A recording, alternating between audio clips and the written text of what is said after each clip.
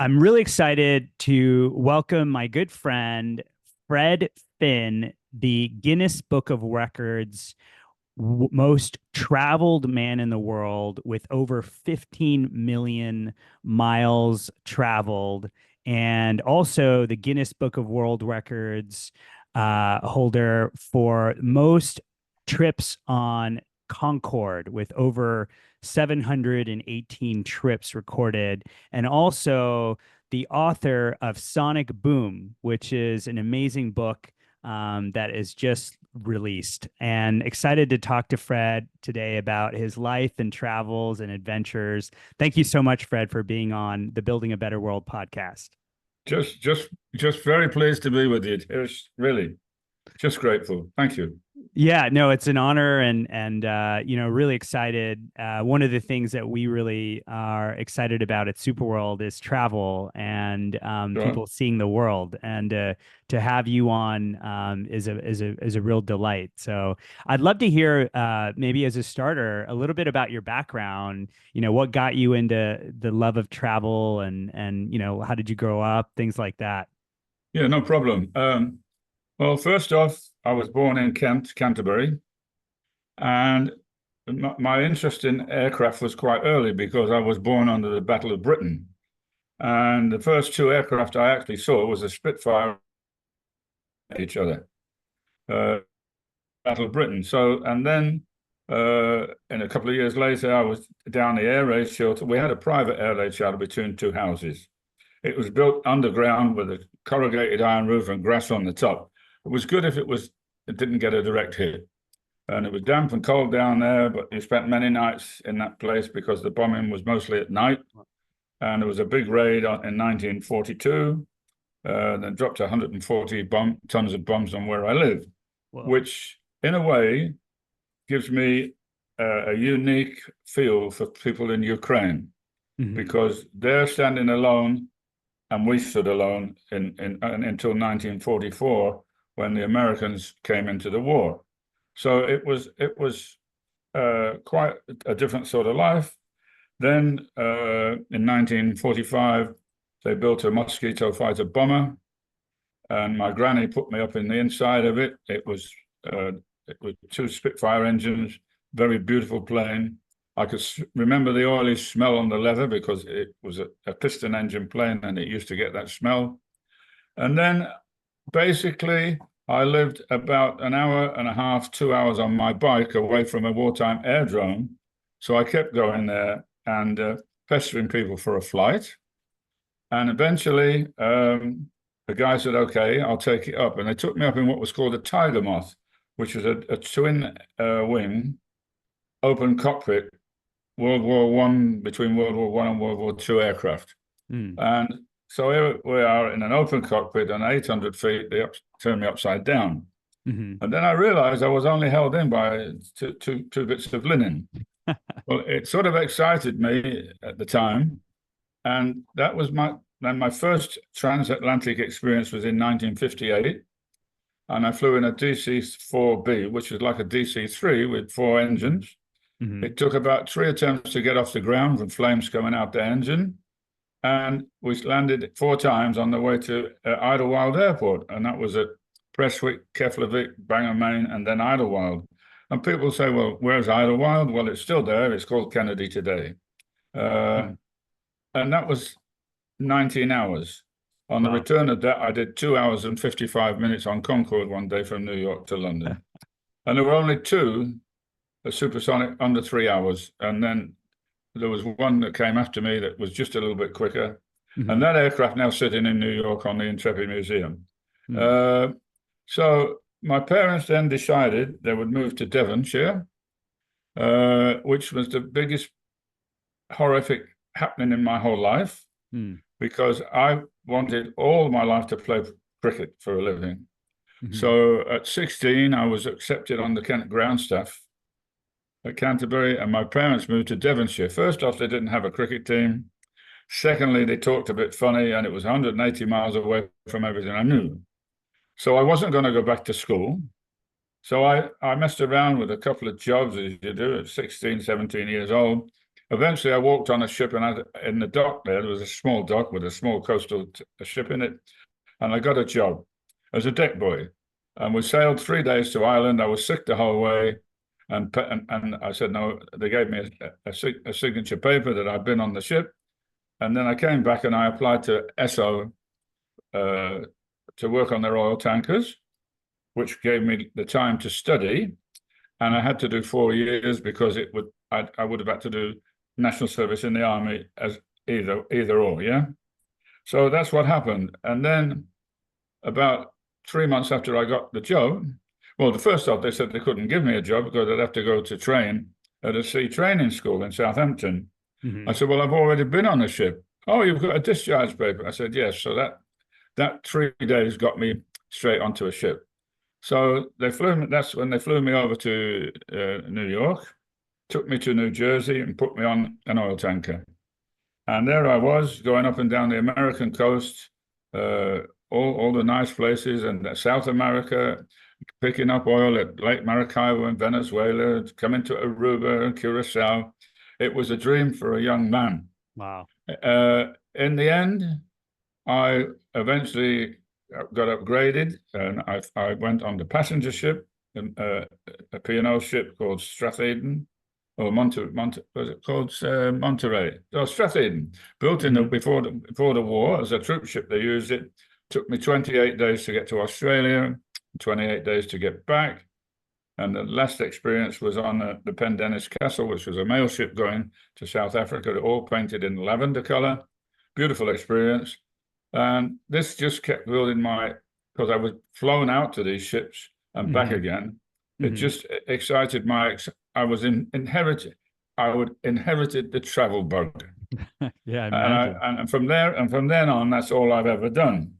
So I got a degree in an MBA in international law, but specifically in marketing and licensing. Now, I licensed foreign countries, mainly third world or emerging nations, to make things for themselves instead of spending foreign exchange that they didn't have. And I was working in London and studying, and I worked in the evenings at a casino and parked cars. And I used to earn £100 a night. This is in the early 60s, you know? Wow. And I met a guy called Bob Guccione who owned the Penthouse Club. Yeah. And I used to tell lies for Telly Savalas and tell his wife he wasn't in the club paying, gambling with Omar Sharif. So this generated a lot of experience. And one guy said, you should come to Canada. So one day I got ready and I went to Canada because I couldn't play cricket in the end I had an injury and I couldn't play full time. So I flew over to Canada and I got to New York and I called the guy in Canada. I said, Steve, I've taken up your office to come to Canada. He said, Fred, yes. I said, yeah. He said, well, where are you? I said, I'm in New York. I'll be landing in Toronto in another 2 hours. I said, thanks for the warning. So he picked me up and took me to a beautiful mansion, and he'd married to a young lady who was Miss Australia, and they taught me the difference in the American language and the English language about lay in the morning and lying in the morning and this sort of stuff, which I had to address his wife properly. Anyway, I worked there. I got an offer of another job for a large international company. They basically moved me to New York. And from the Iron Building in New York, 26 floors up, the guy said, can you see that car down there? It's an Oldsmobile Cutlass with a European suspension. That's your car. And he said, now I've got a little box here. It was about the size of a mobile phone and a little bit thicker. He said, I'd like you to show that to every major motoring factor in the USA, plus hospitality.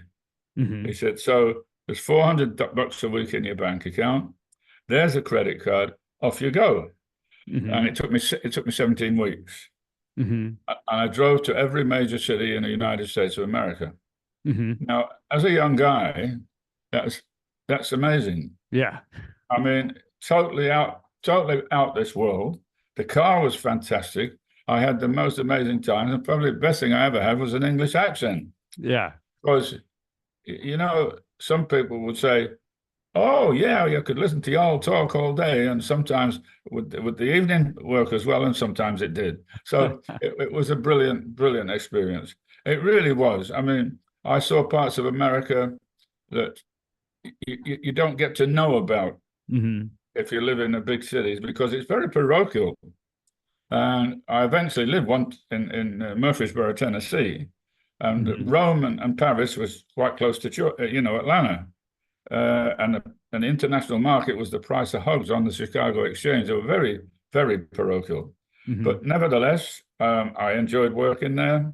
Hmm. And so eventually, again, I got headhunted Hmm. uh, to another company. Hmm. Eventually, I ended up getting a job in Connecticut. Hmm. But the next day, I got a request to see the chairman of Hasbro Hmm. in the Regency Hotel in New York. So off I went to see him. Hmm. He said, "Look, we're licensing a program worldwide, and Hmm. we want you to run it." I said, "Well, I wish I could because I accepted a job yesterday." Oh, he said, "Could I ask you who it was?"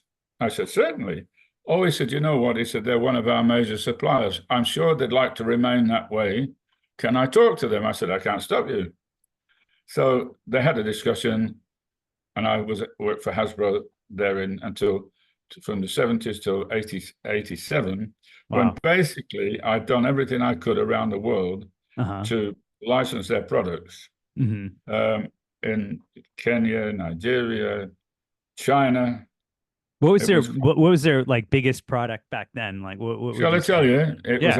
a pencil. Ah, okay. And you'll laugh because this was not an ordinary pencil takes Hmm. 17 stages of, it's like making a Swiss watch. Hmm. If the wood is not tight enough, the lead drops out. If it's Hmm. too tight, it doesn't fit. It takes all that making of the grooving and talenting and the painting and so forth. What we Hmm. had was a process that you put two powders in and Hmm. it extruded a pencil which was clean.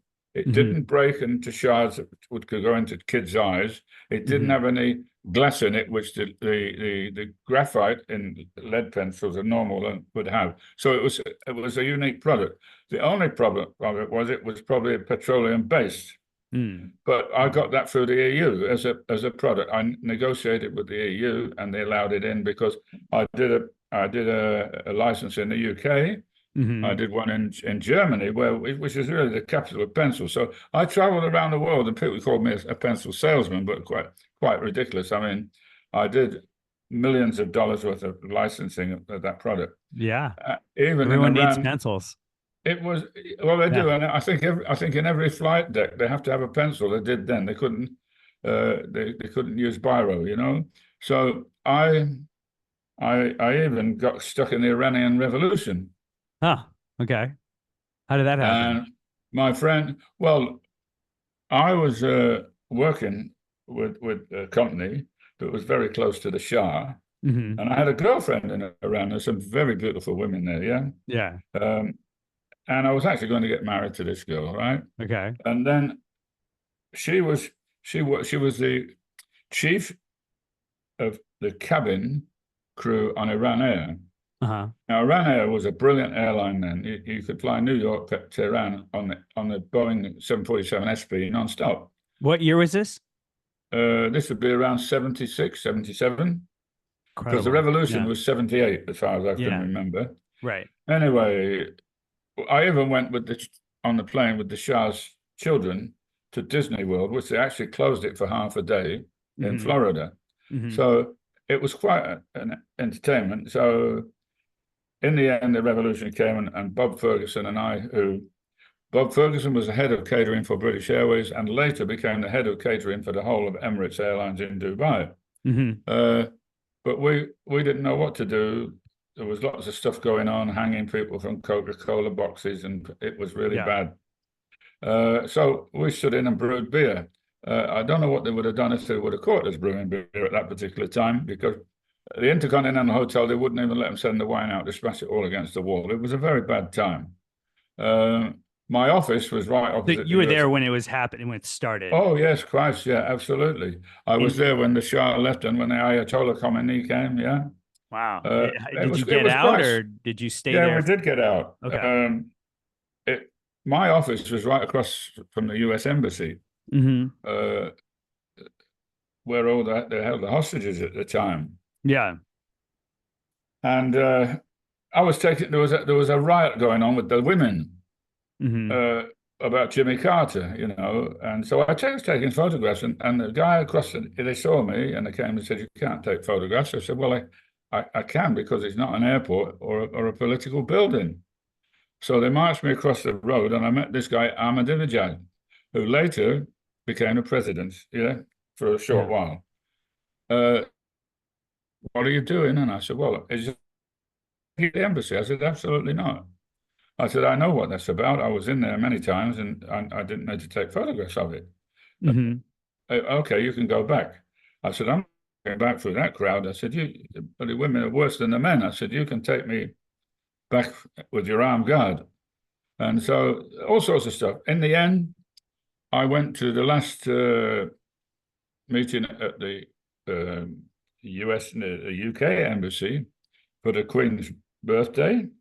I think there was probably only two of us there from local experience. And we were told you could go shopping. They took a check from me, which was on my bank in New Jersey. It cleared before I got home because at that time they said, "We're going to put you on a flight." And they took us on the floor of a car. I bought all sorts of turquoise, which came from Afghanistan, for my friends from Nigeria. And we got out, and basically everybody clapped when we crossed the border into Turkey that would put the clock forward 2,000 years. It was a very bad time. And even the fact that my British passport, which I didn't have an American one at the time, Hmm. was made in New York, created problems. So, but that was hairy, but Yeah. it was an experience. Amazing. Yeah. Yeah, I Crazy mean, adventures. so this is what I did. Then come 1987, well, in 1976, I flew on the first 76 on May the 25th. I first flew I was on the first Concorde from Washington Dulles to London. Hmm. And I started commuting on Concorde because it wasn't as expensive as people thought at the time. It was $1,400 round trip to That's not bad. London. Well, I guess back then it was that was $1,000, yeah. What £1,000. was a typical flight back then? A Like if you first flew class the flight will standard probably version. 20% less. Okay. Oh, okay. So it was they Yeah. because Concorde had lots of options, Hmm. and because of petrol shortage, of the gas shortage at the time, Hmm. nobody took up their options except British Airways and Air France. Hmm. So they were thinking, well, 3.5 hours, 3.25 hours to 8 hours or 7 hours, they would be losing 60 standard class passengers 4 times a day, Hmm. every day. That's both France and England. That's 500 near enough flights. So that's why they put a 20% surcharge on Concorde, because people would naturally go and fly 3.25 hours on a supersonic flight rather than spend on a normal jet. So Hmm. that's how it was priced. But for me, I could go New York, London, and be on the same evening a flight to Nairobi. Hmm. Whereas before, and in most cases now, I'd have to land in London or somewhere in Europe, Yeah. go to a hotel, and come back the next evening. Because most flights down were evening flights, so they could take off early morning back there because Nairobi Airport 6,000 feet up, and they didn't need the heat they needed when it was cool to take off. So Mm. yes, lots of experiences like that. I mean, I've landed with the wheels up into Kennedy one day. Strangely enough, I was going to meet my chairman, and when you fall off a horse, you get back on the horse again. Yeah. So it was quite a performance. It was okay. And I got finally out, and I went to the first airline desk I saw at Kennedy. It was SAS. So I got on the flight to Copenhagen, and in the day I called my chairman. He said, "Where are you? You're late." I said, "I'm in Copenhagen." He said, "How come?" So I told him, and he said, "I think I would have done the same thing." But I've done that. I've been on a flight with a suspected bomb on board on the same day. That SAS flight kept circling around New York for about an hour. And Wow. I asked the flight attendant, "Why are we?" Well, we had a problem. I said, "If we had a problem for this long, we'd either gone or gone back. And the only reason for this is there's some explosive on board." Hmm. Shh. She said, "Don't make the noise." In the end, it was okay, but it was. Okay. And then I was on an attempted hijacking into Hamburg in 1977, I think it was. Uh, Actually, I was going there to have dinner with my then wife, Mm. and I got to the room in the hotel. She came from New York, Hmm. and I got the room at 2 o'clock in the morning, and she said, "This is a fine time to turn up for dinner." Hmm. And I told her, "Well, when we didn't get to the gate. We were surrounded by tanks and army guys, and it took a long time before they dashed on board at both ends of the plane and took two guys off in a hurry." "Oh, yeah, good story." Well, then it was all over the papers in the morning, and perhaps that's why she's an ex-wife now. Yeah, but that's the sort of experience. So it goes for 80 years now. If you flew 24 hours a day, you wouldn't have an incident. And it's now, I think, 100 years. So everybody wants to fly with me because I'm the safest guy in the world. I'm going to have another one for Yeah. 300 years. So, but then people ask you, "How many times do planes crash?" I said, "Only once." So there were. So that's Yeah. in a nutshell what I did. Yeah. But by 1987, this guy commuting on Concorde who didn't own an oil company or didn't, Hmm. wasn't a film star or a rock merchant. Who is this guy? And then somebody said, "Well, he must deal with something. It can't just be pencils." But it was, yeah. And it created a quite. I mean, Yeah. guys came on to me and said, "How come a pencil salesman?" I said, "I'm not a pencil salesman. I sell the equipment and the manufacturing rights to Yeah. a new worldwide product." Hmm. Ah, well, of course, they didn't want to understand that, but that's the way it is. Yeah. A lot Yeah. of jealousy around, as well. I had people canceling my reservations. I turn up at the airport. I even stayed in the hotel. I Hmm. had a permanent suite in one of the hotels at the airport because I used to live in Intercontinental Hmm. when I came to London. But I thought Hmm. I'll go into London. I got to come all the way out next day or the day after. So I thought, well, I'll stay at the airport and I could go in. And a Sunday night, as a guy knocks on my door with the manager, some manager I didn't know from the hotel, and it was the police. Hmm. And they said, "We're arresting you because you haven't paid your bill." I said, "Well, that's a bit strange. Why am I still here then?" "Well, you have to answer that at the station." So I was actually talking to a guy who was my client. Okay. I said, "Just call my associate law firm in London. They were the number one." So they took me there and they said, "Well, what was it? I think it was a Friday night." And they said, "Well, there's nothing going to happen to you now until Monday, so you'll be in jail till Monday morning." I said, "I bet I'm not." Uh, anyway, can I make a phone call? "No, you can't make a phone call." And I was stuck in there with dirty blankets and all the drug addicts. Yeah, Hmm. uh, again another experience I tried, uh, but at about 1 o'clock, my lawyer friend called me and he said, "You're in the airport, Nick." I said, "Well, yes." He said, "I thought they were bloody joking." He said, "We'll be there in the morning." So at 9 o'clock came the MP for Uxbridge, the Chief Commissioner of Police, and the barrister for the number one law firm in London. And they changed their tune then. But some security guy at the hotel Uh-huh. who had written actually to my company and said, "You don't need to send Fred Finney all time to do the work. I can do it for him." He had reported me to the police. Huh. And it was the Well. same guy that was cancelling my reservations. Hmm. So yes, That's it's quite bizarre. Yeah. It is bizarre. So I've had some really fun experiences, but my work got overtaken by travel Hmm. in 1987, and basically I started writing travel tips for Executive Travel magazine. Hmm. Then they decided, well, they would do a photo shoot with me. This is in 1986, Hmm. actually, and they took a photograph of me, a Rolls Royce, and a Bentley Hmm. with Concorde. Hmm. And that became the most reproduced magazine cover in history. It was in the Guinness Incredible. Book of Records twice, Uh-huh. 86 and 96, but it's still in use, that cover.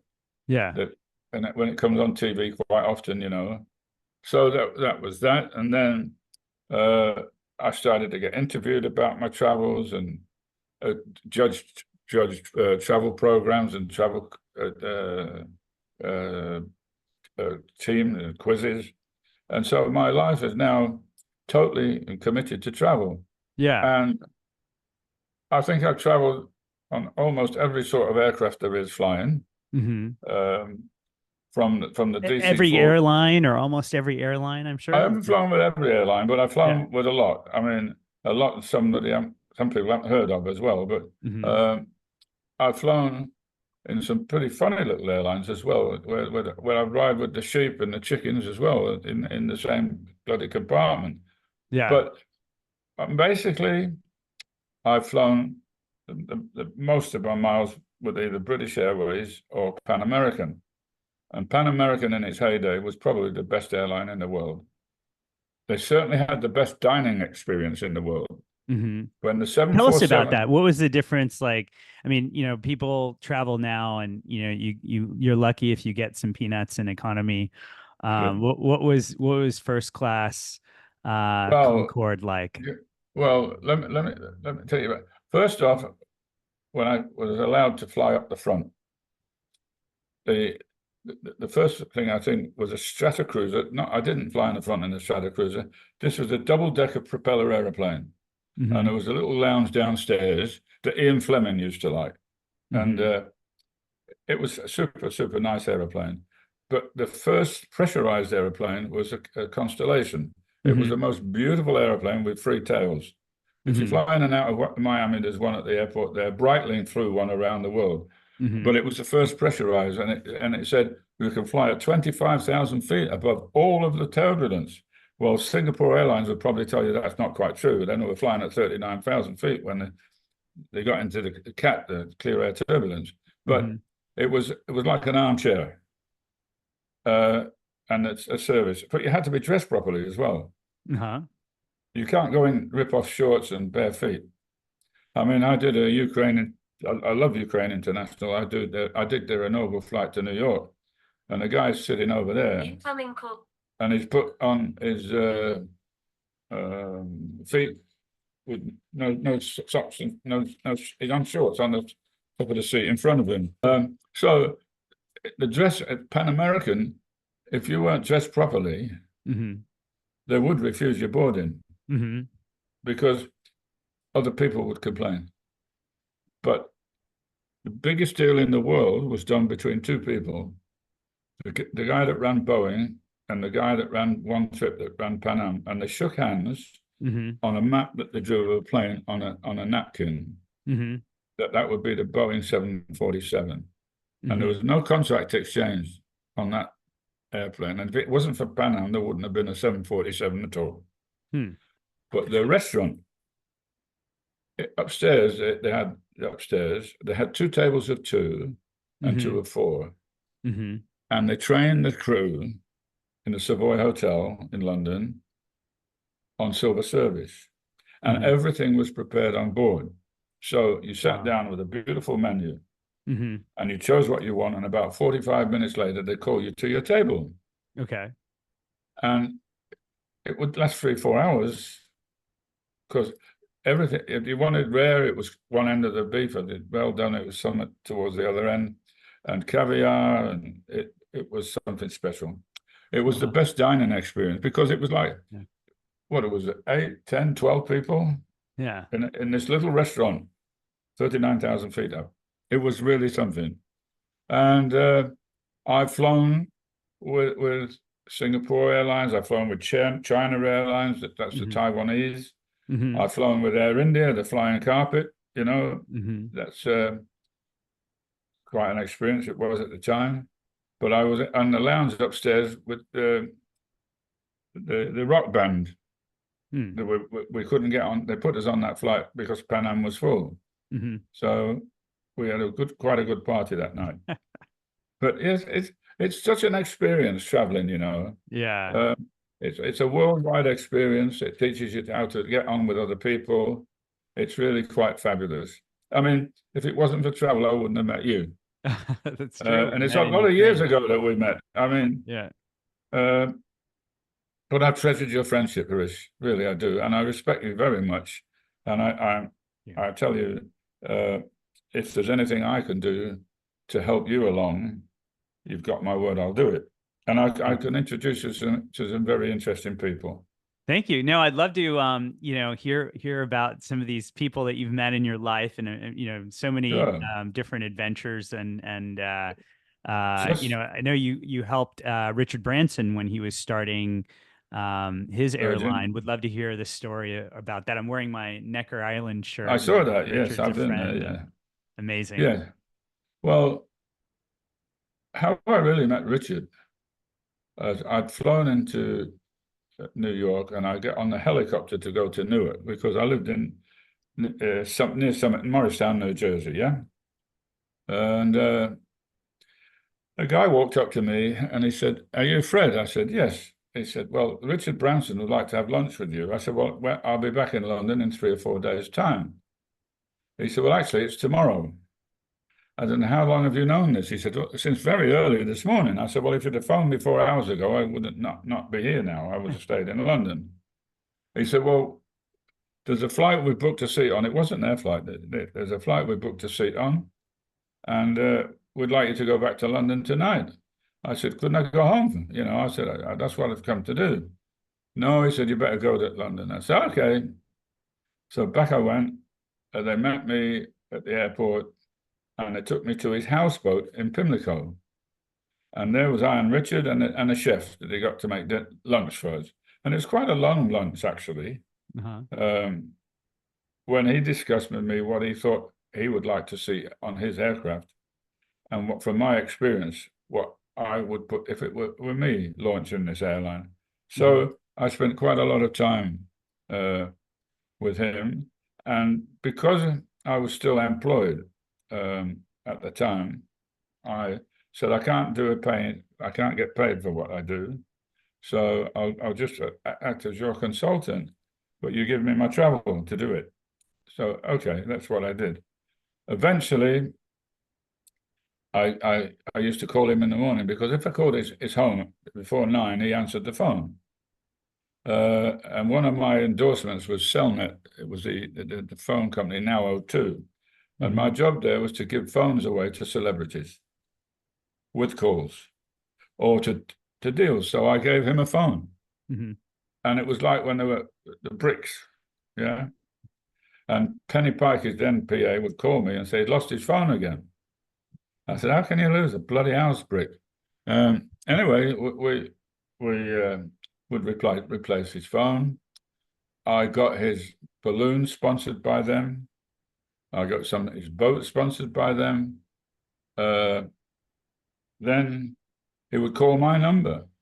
My number on the day was 333331. The chairman was all the threes, and he would misstyle it. So the chairman would call me of this very large corporation and say, "You know what? This is your answering service. Richard Branson wants to talk to you." So that would go on. But Richard, I took him and his kids to Kenya on their very first safari. I played cricket for him in Santa Monica Hmm. at a place called C. Aubrey Smith Park, and we got the netball team. Hmm. They played against us. Hmm. Of course, they were much better in the field than we were, and we had a world cruiserweight or world middleweight champion. Hmm. "I'm going to kill you," as he kept running up to bowl. It was quite a day, um, and so I'm still friendly with Richard.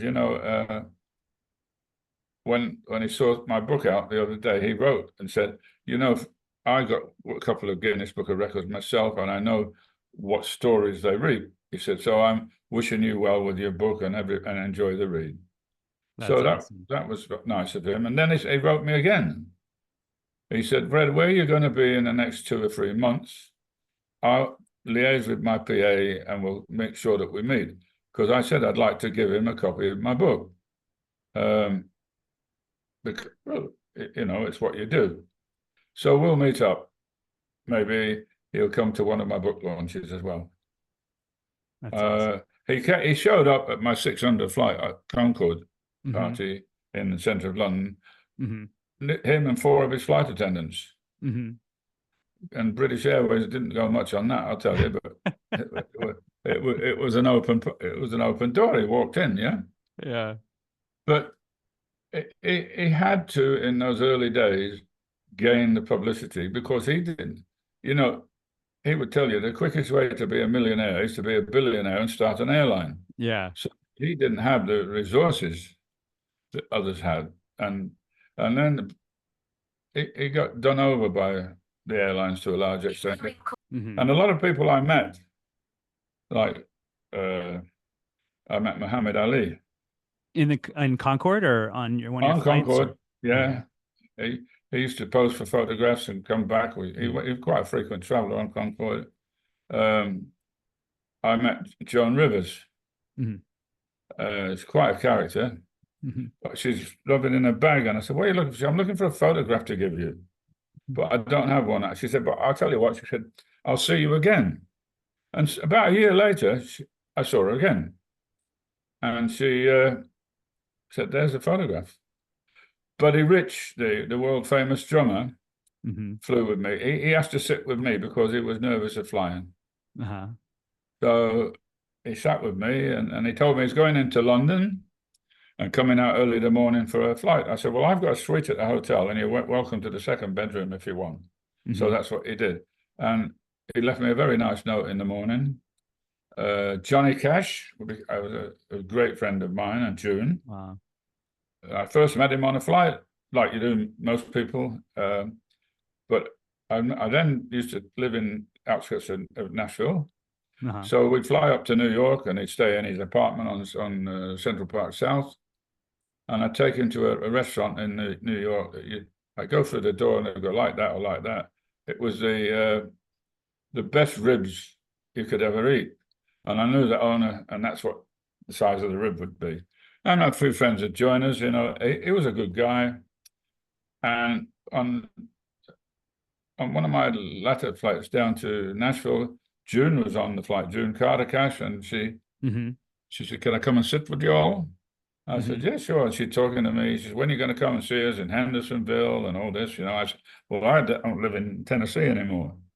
But at the end, I said, well, I wrote on a bottle of Concorde wine, beautiful red wine. And I said, dear JC, I'll see you in Hendersonville sometime soon. And I gave her that bottle. And she said, oh, that's lovely. And then I realized I'd given the most fabulous bottle of wine to a reformed alcoholic. Oh, no. There you go. And this is how it goes, Yeah.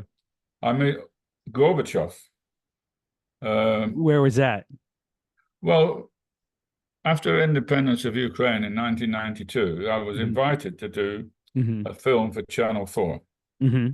I would take some business people with me to overlook or oversee what might be the potential.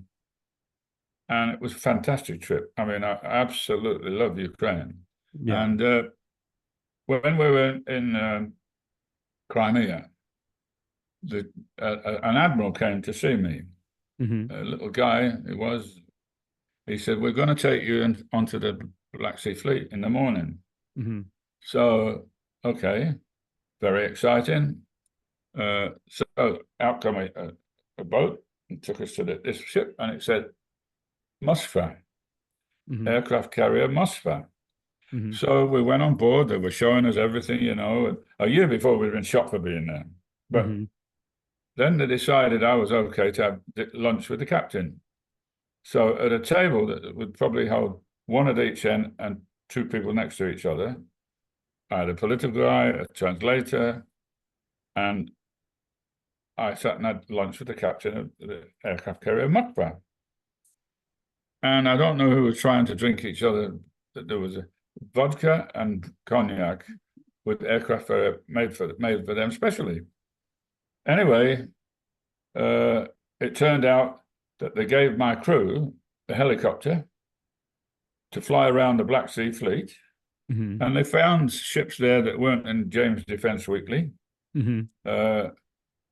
Fantastic. I had lunch. They decided to make me a major in the Russian fleet. So they went uniform and all, and there was a battleship next door, and so many antennas. They said you can call New York from here if you want. But and the captain's cabin was all what they call laminate mat, when they put fine bits of wood and all the images of Lenin and all that in it. It was quite something. But actually, that ship was sunk by the Ukrainians a year ago in the Black Sea. When we saw it, the whole fleet needed a lot of attention. Yeah, but absolutely, that was the flagship. So I'm very happy that it got sank, because it was firing missiles at Ukraine from the Black Sea. So there's another experience. But while I was in Sevastopol, we went where Gorbachev was held, and they said you can meet Gorbachev when you get back to Moscow, because he's coming on a tour to England. He's coming on a political tour with the Labour Party, but he would like to meet ordinary people. So I helped to set up the tours independently, and we did. And then at the big banquet at the end with Margaret Thatcher and Lord Howe, I was there with Gorbachev and his wife. And then they invited me to New York, to Moscow, to help him with his kiddies clinic that had cancer. And I did. But every time we went, we got the presidential box at the circus, which meant afterwards back to party, stuffing out oranges down here and then elephants finding them. It was very, very good. Yeah, those days were different. But I think Gorbachev, I've got photographs with him. It was a good guy. Yeah. As far as the West went, he was great. But for people like Putin, he gave up Russia. They had nothing anyway. They were broke at the time. Yeah. But so that was that. I met when Nixon had to go, I met his vice president, the Greek guy, in a club that night as I was flying out in the morning. Yeah, lots and lots of people.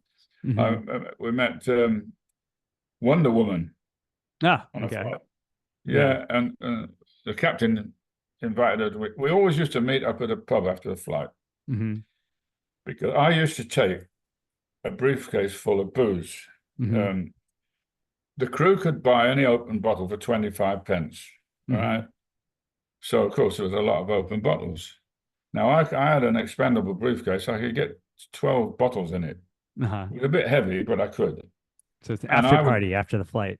Yeah, and I would take it to the pub and give it to the girls, because they couldn't take it through customs, yeah? And when I got off, sometimes the customs had gone home, and be honest, well, you didn't have to declare an open bottle. So, yeah, and they did the same for me in New York. So this story is never ending. It's still going on.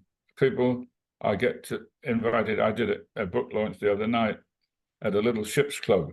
As a result of that, next week, my nephews are coming from Ukraine tomorrow. I want to bring them away from the bombs and the missiles for a while. But we're going to go sailing near the Isle of Wight, where they have the Cowes boat race. So that'll be nice for them to do. Yeah.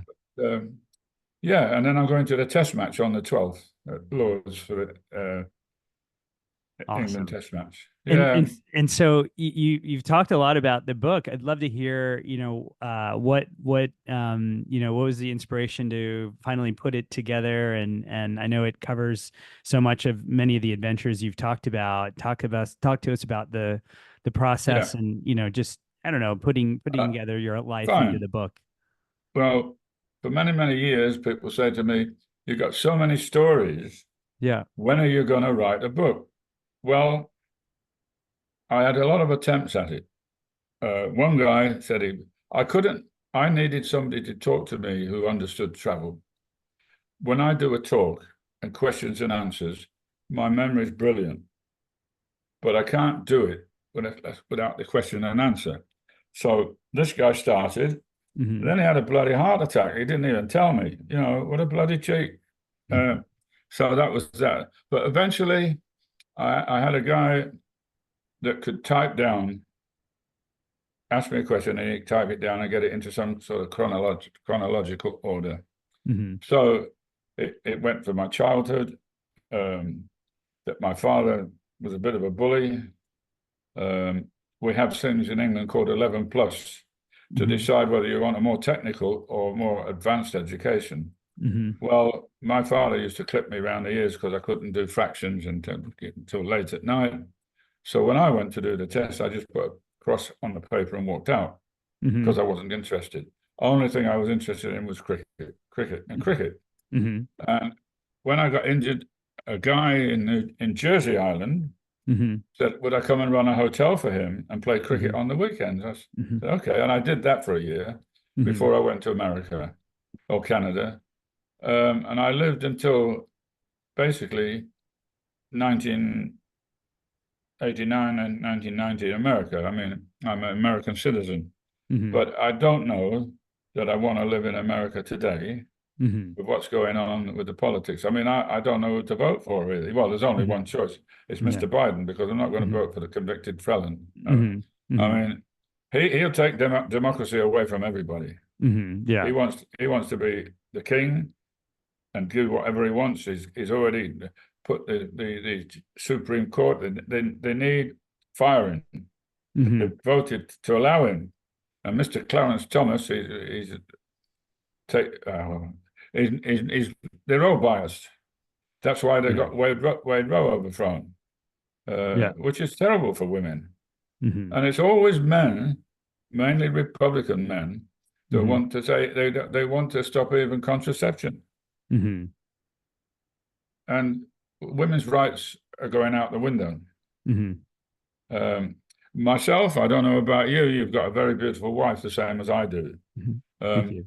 I I I find that women usually, if they're in senior positions, have usually had to work harder than men to get there. Hmm.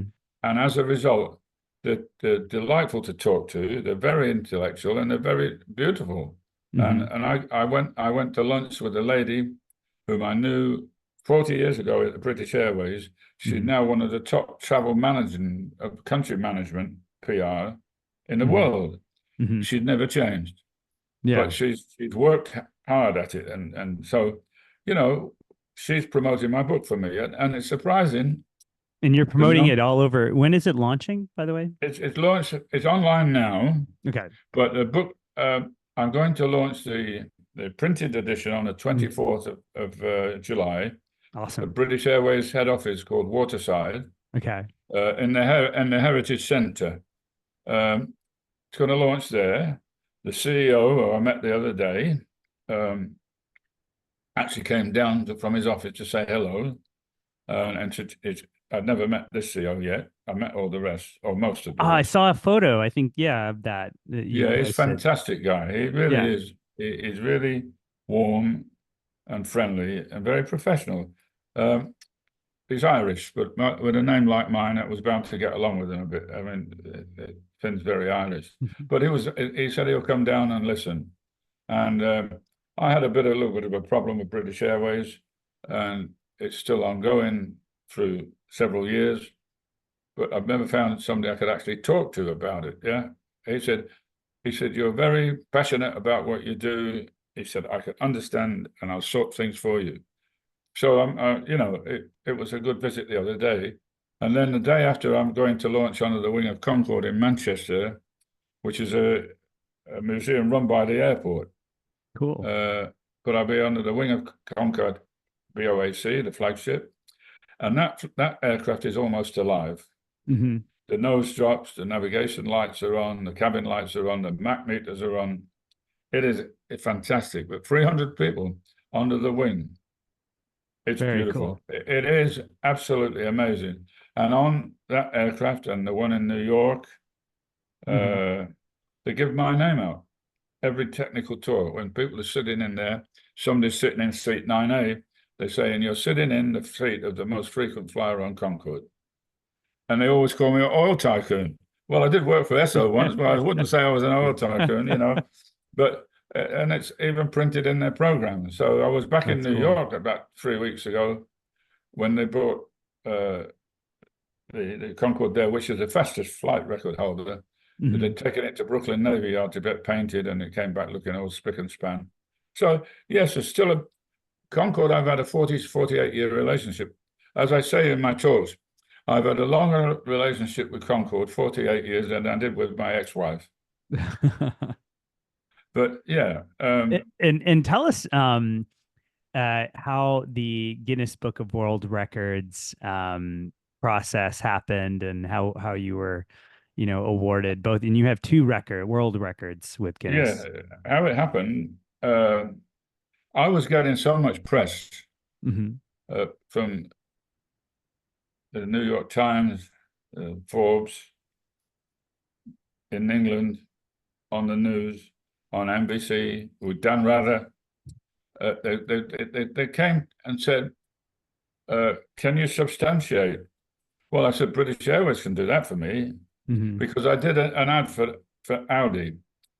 I had an Audi 90 Quattro ST 2.5. It was specially built, and it was really quick.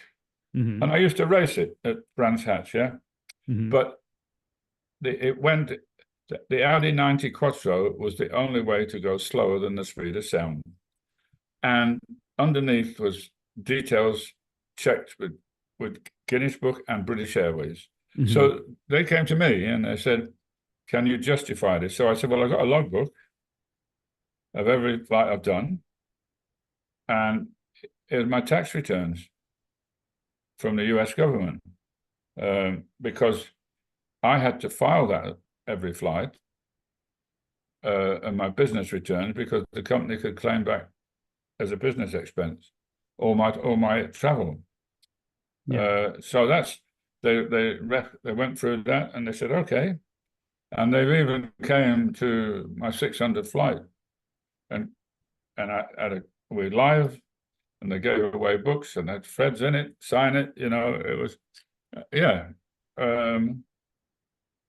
there is it's quite an honor to be in the Guinness Book of Records. But then I got to meet the founder, Norris McWhirter, and I used to go to their launch. It used to be in a Savoy hotel, and they'd have some good people there, guys. I mean, some amazing guys in the Guinness Book of Records. They probably have 30 of them there.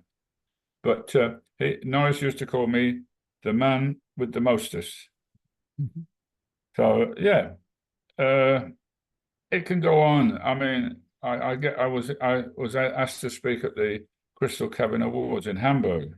That's the Oscars of the aviation world, and I had 600 people there, including the Minister of Tourism for Germany and the head of BMW, and Tim Clark, who heads up Emirates. And I did my talk, and then there's questions and answers. And the German guy said to me, and so which was the first plane you saw? I said, well, it was a Messerschmitt being shot down by a Spitfire. So that in World War II. Oh, that was all right.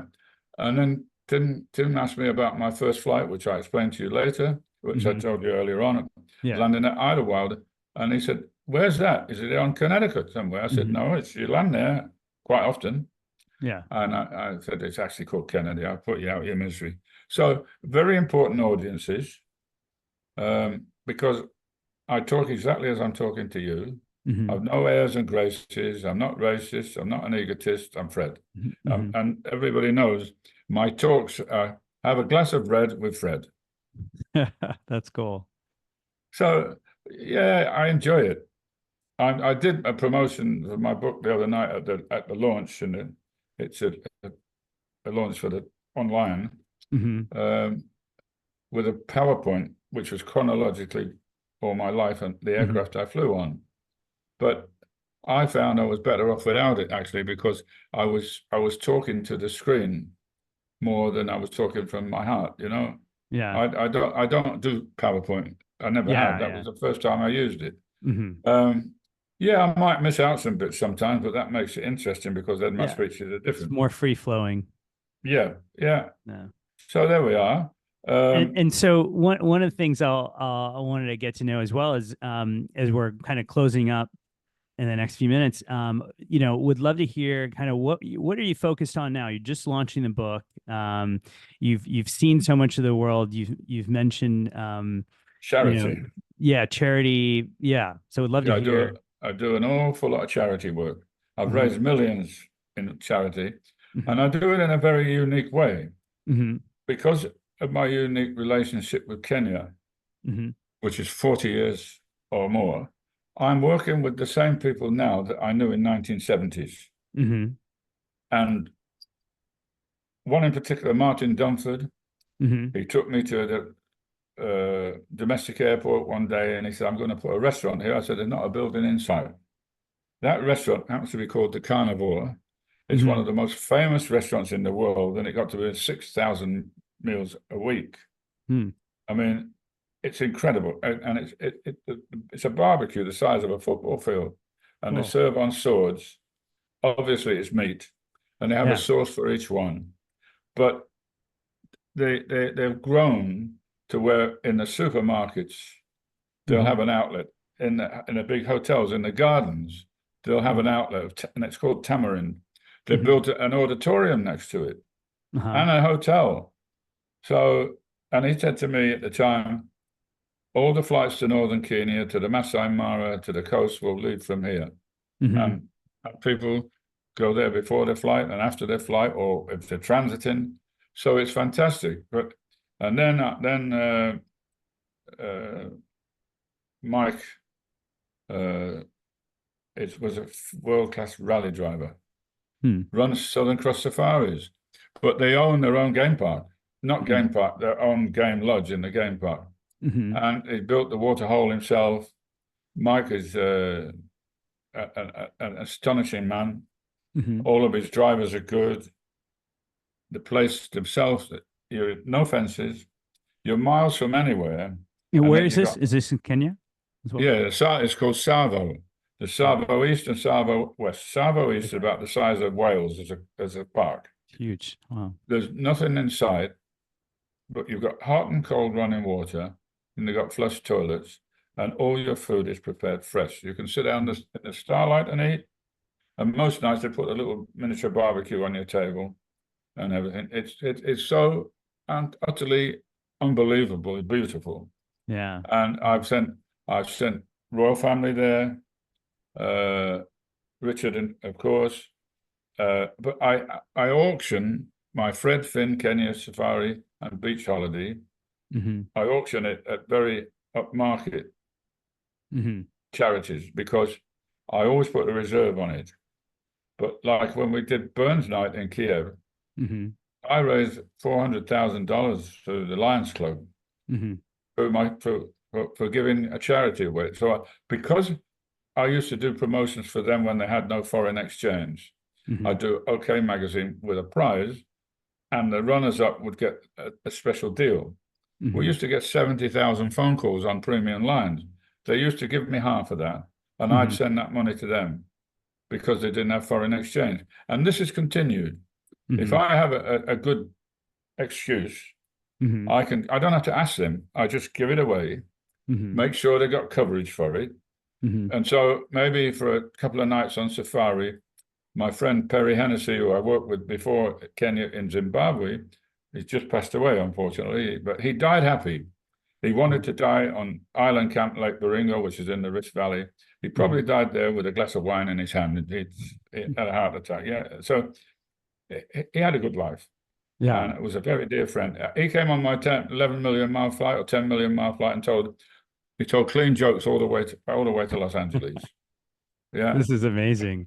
Hey, I got to wrap up just because of course you've got this it. is we got to do this again. I love the fact that your book is coming out, so we're gonna try to get this launched very quickly, and we can get it out ahead of your book. Where is the best place that people can find you online? How do they learn about your book? What's the best way to order I'll it? send you a flyer.